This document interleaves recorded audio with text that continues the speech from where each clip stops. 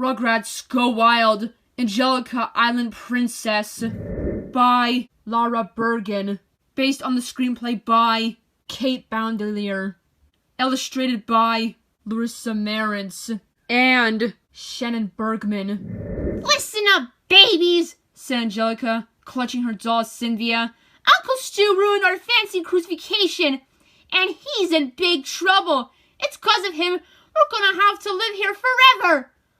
All we got to do is go into the tropical rain forest and find Nigel Strawberry. He can help us get home, said Tommy. Come on, guys. Tommy and the other babies started off into the rainforest in search of Nigel Thornberry. Tommy was sure the TV star was somewhere on the island, filming one of his nature specials. Hey! You babies have to stay here and start being my real subjects! Angelica shouted after them. I'm warning you! Giant mutant lobsters are gonna eat you with a side of butter! Now get back here!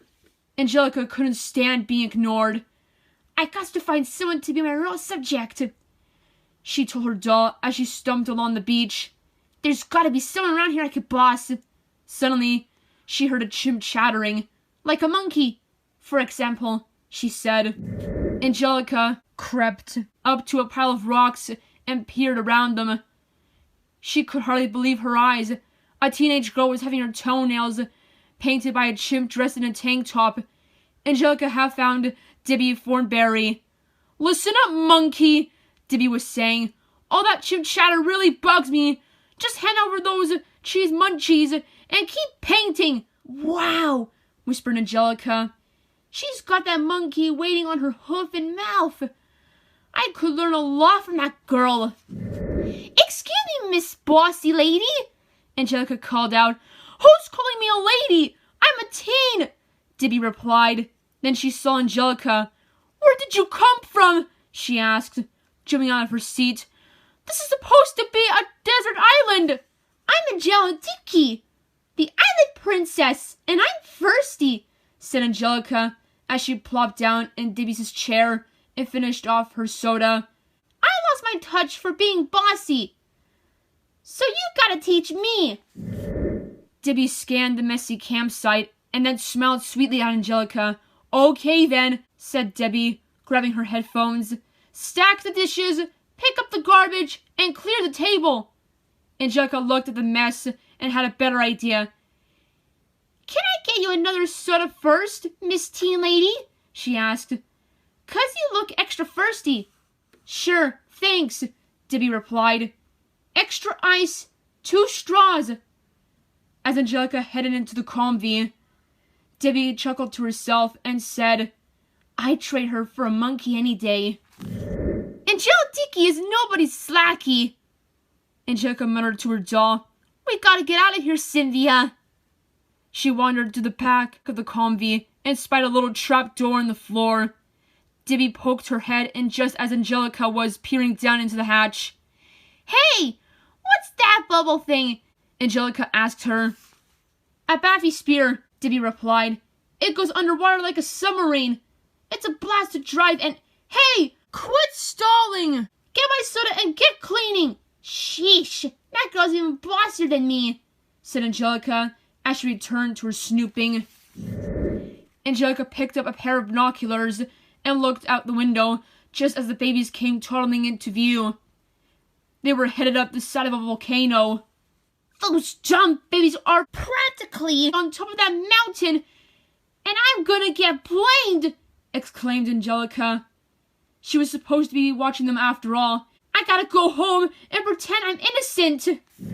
Angelica threw open the convy door and called to Debbie. I just remembered I'm supposed to be home for, the island sacrifice.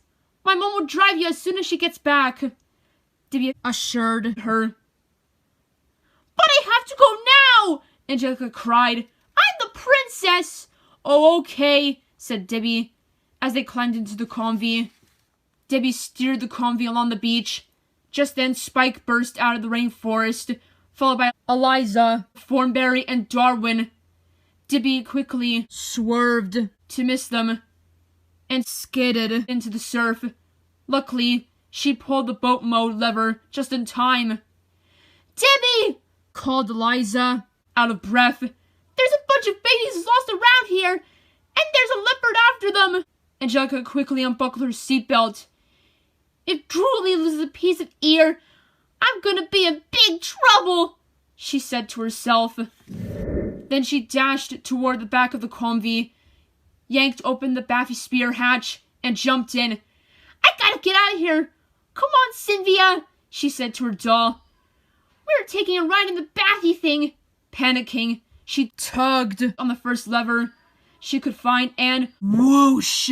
The Baffy Spear dived beneath the ocean waves and popped up again on the shore of an underground lake.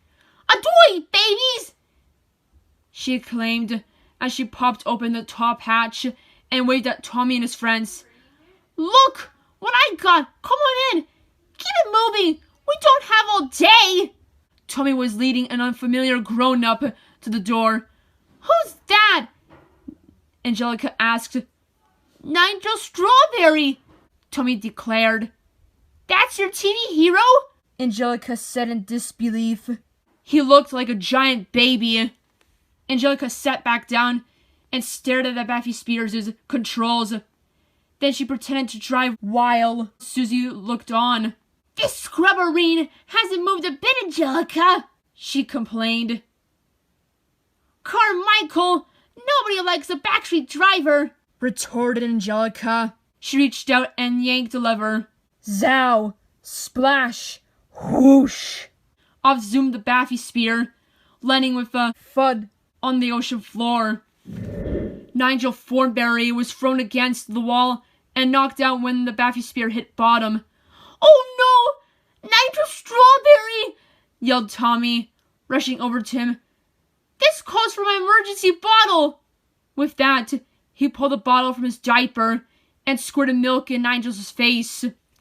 Oh, hello there, said Nigel, blinking at the babies. Who are all you positively adorable children? We're shipwrecked, and we want to go home, cried Susie. Well, of course you do, young lady. And so we shall, replied Nigel. Luckily, Debbie and her mom, Marianne, got through to the Baffy Spears' radio at that very moment. We're coming to get you, Nigel. Is everybody okay down there? Excellent, dearest, said Nigel. Here we go, children. Won't be long now. When the Baffy Spear finally resurfaced, Angelica popped open the hatch and ran into the arms of her parents. Princess! They crooned. Angelica smiled. Nothing gets you out of trouble faster than nearly being lost at sea. Nice driving, Angelitiki, said Debbie, winking. Thanks, bossy teen lady, replied Angelica. Now, she said quietly, if I could just get those stinky babies to start listening to me again. The end. Make sure to like and subscribe.